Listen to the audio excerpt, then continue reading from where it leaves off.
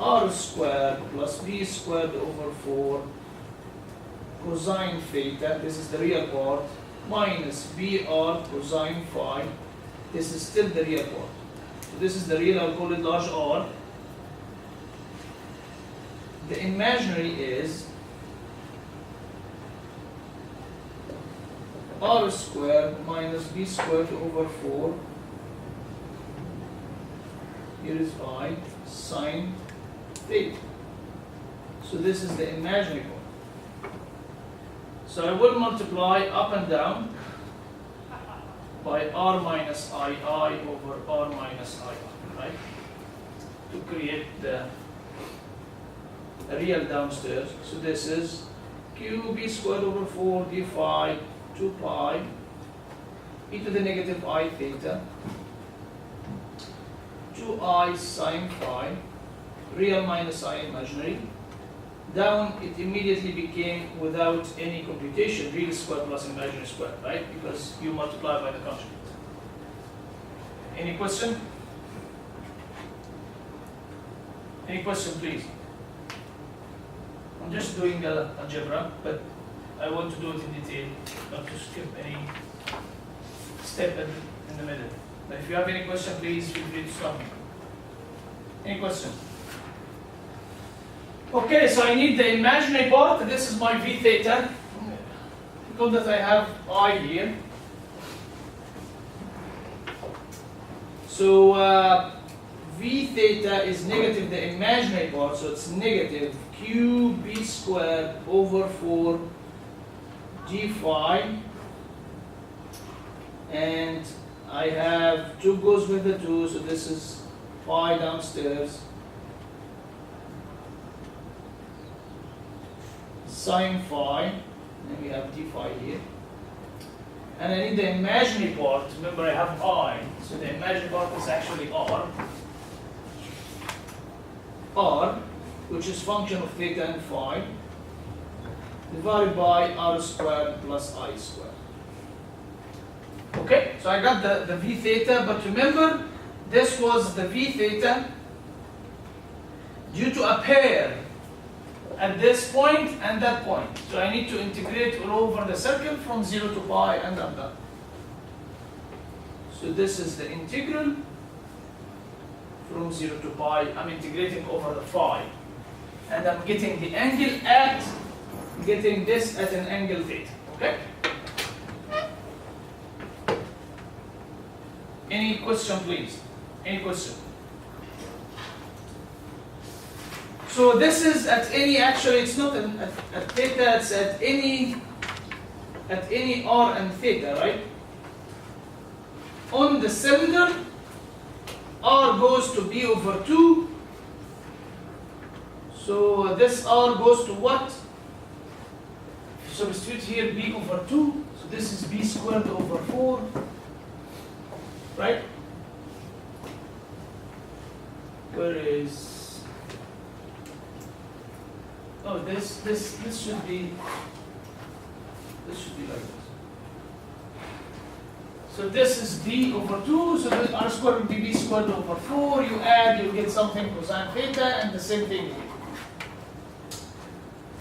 So it will be b squared over 2 cosine theta minus cosine phi. Okay?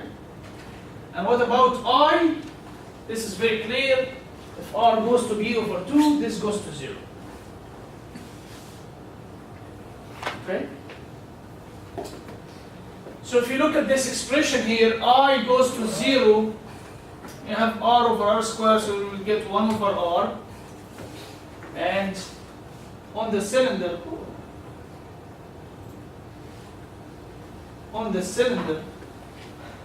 v theta, now it's not function of r anymore, I substituted by r already as the radius of the cylinder. It's what? It's negative integration from 0 to pi, q of phi, sine phi, divided by, like I said, this goes away and you have 1 over r, so you have 1 of this guy. Cosine theta minus cosine phi, here's cosine theta minus cosine phi. And what about the factor? we have b squared over 4 from here, and we have b squared over 2 down, so 1 over 2 pi. So negative 1 over 2 pi.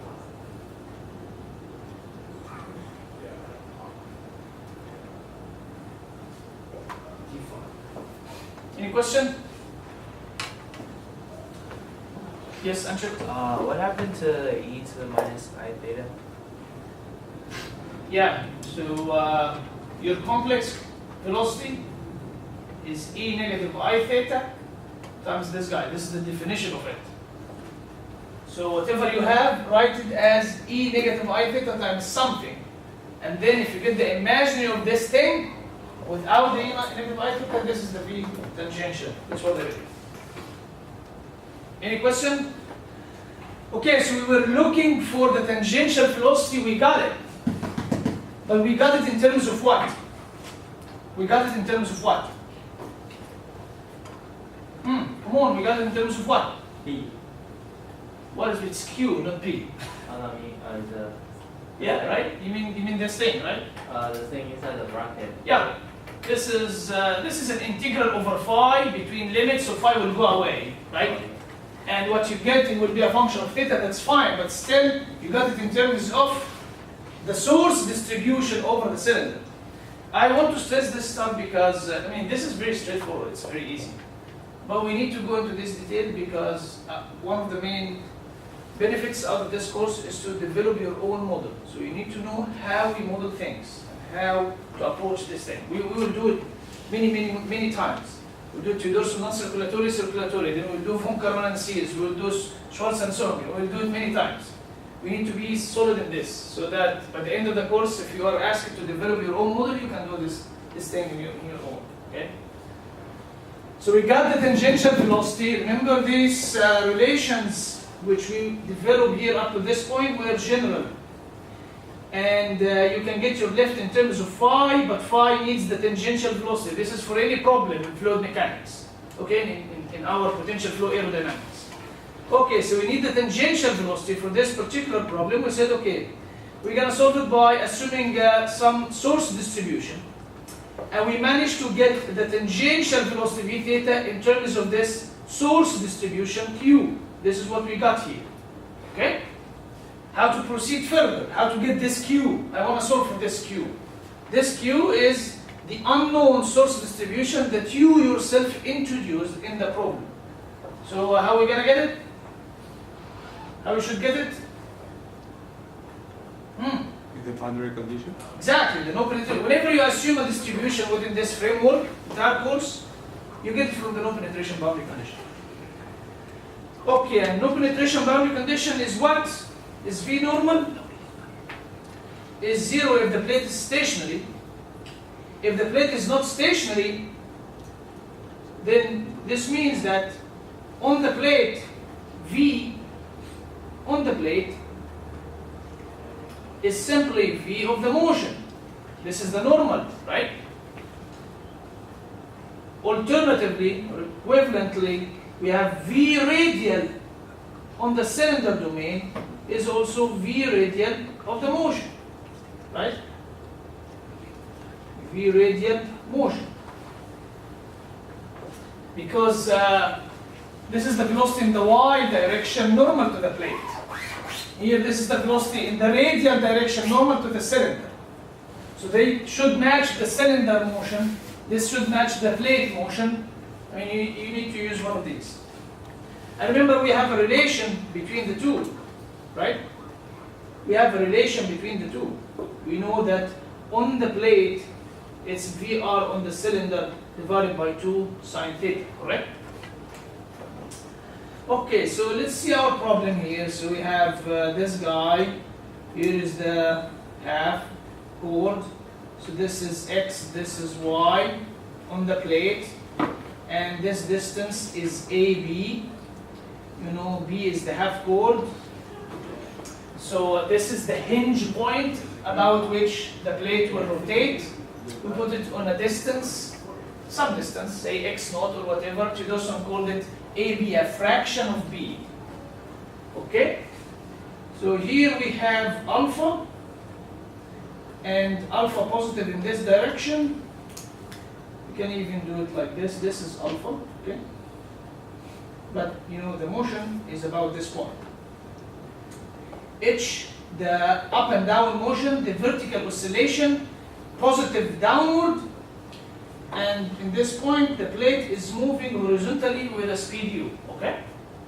So the plate motion is characterized by the speed u. This is constant, but you can have it as time varying. We'll show in the derivation where you can change. But Theodorsen was with this constant. And you have alpha dot, you have h dot, okay? So the red here, the red stuff, characterize the plate motion. Let's write down an expression for the normal velocity at any point x. So here, at this point, say this is x, some generic x. I need the velocity here, v, as a function of x. Okay? Let's do that. This is easy. So v at any x is the plate itself. The plate is moving u here. So u cosine along the tangent to the plate and u sine normal to the plate at any point. So this is u sine, but we have negative because it's going down. And also h dot, we have h dot cosine alpha. It's also negative because it's going downward. And this alpha dot creates a downward speed here, which is alpha dot times what? Alpha dot times what? X minus AB. Very good. And it's also in negative. So we got the V of the motion. This is the motion, right? The no penetration boundary condition is simply say that this is equal to V of the plate. Okay? Any question about that? So this is the no penetration boundary condition. So on the cylinder, VR cylinder is 2 sine theta times V plate. So it's 2 sine theta times this guy. Okay? At any theta times this guy. So the no penetration boundary condition gave me what? Gave me the radial velocity on the cylinder. I was waiting for what? Well, I like the tangential velocity of the cylinder. That's okay. I got the tangential velocity of the cylinder in terms of Q. The no penetration boundary condition gave me the radial velocity. So how can I continue? What is the missing relation now? Between what and what? What's the missing relation? So whatever between these brackets is known. This is my input, right? This is the airfoil motion. This is known. So I got the radial velocity on the cylinder as known. Okay? The motion, simply this is the motion. I got the tangential in terms of Q. So what's the missing relation? What do I need to prepare now to finish this problem? I simply need to relate the Q to the radial velocity of the cylinder, right? We almost did that. Why? Because we started with a pair of Q's. We wrote the complex potential, differentiated to get the complex velocity, and we reached that point. When we reach that point, I can immediately read the radial and tangential. In particular, I read the tangential because I need it. Now, I need to read the radial. So need the radial for me, which is the real part here, the real part of the blue thing. Okay? Without the E negative I theta. I need the real part. So you have I squared negative, so you have positive here. Let's read this thing.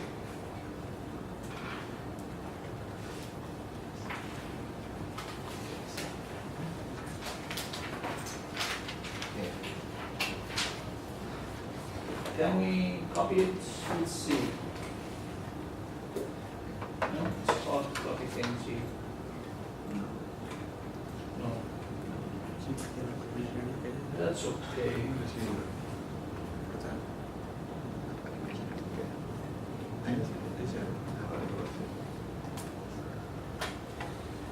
Okay, so QB squared over 4 pi, let's get it.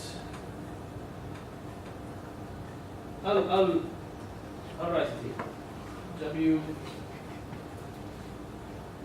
is QB squared over 4 d phi over 2 pi, I guess, right?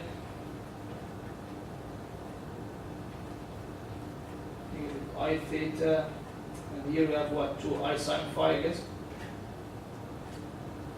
times R minus II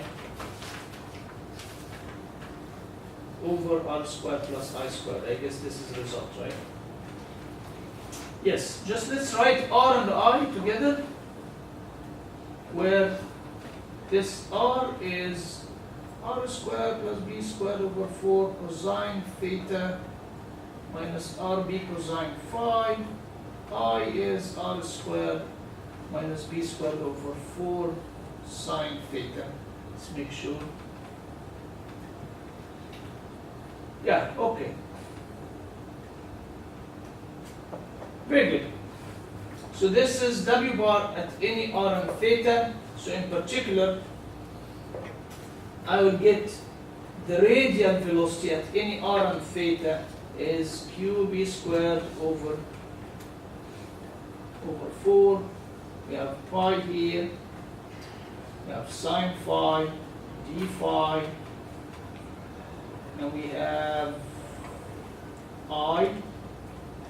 We have negative R squared plus I squared, right? Okay? I think so. Yeah, this is, okay, anyway. No, I think there is no negative. Anyway, we'll check the signs later, but I think this is okay. The issue is on the cylinder, where R goes to B over 2, we know that R is, this is B squared over 2 cosine theta minus cosine phi, and I goes to 0, right? So this is one of the tricks that you will need to do one day, maybe homework midterm or homework 3, whatever. The issue is you have I in the numerator, okay?